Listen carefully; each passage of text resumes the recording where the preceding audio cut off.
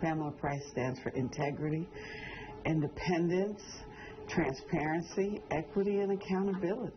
I stand for a safe community. I want it to be a fair and just system. Alameda County voters are turning in those mail-in ballots and preparing to head to the polls. Among the hot races are the two candidates for the district attorney's office, the county's top prosecutor, Pamela Price, the reform candidate, and civil rights lawyer who's campaigning on adopting progressive policies like ending cash bail, or Terry Wiley, a 32-year veteran of the DA's office who now serves as the chief deputy DA.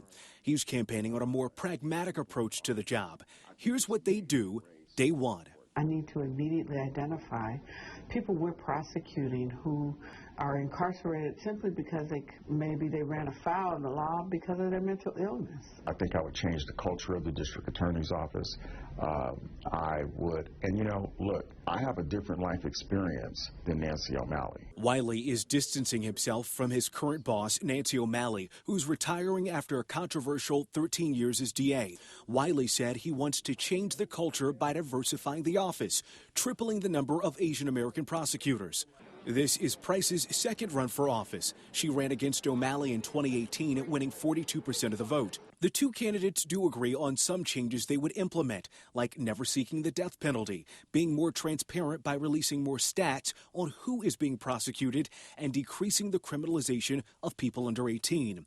But there are several areas where they differ, including what to do with the crowded Santa Rita jail in Dublin, one of the largest jails in the country, with growing concerns over the treatment of the people being held in custody. Most people do not need to be held in Santa Rita County Jail. They are either not a flight risk or they're not a danger to themselves or to other people. And even if they're a danger to themselves, that is not the place for mental health treatment. Price said she would decrease the jail population by 25% in her first term by expanding diversion programs and decreasing the use of cash bail.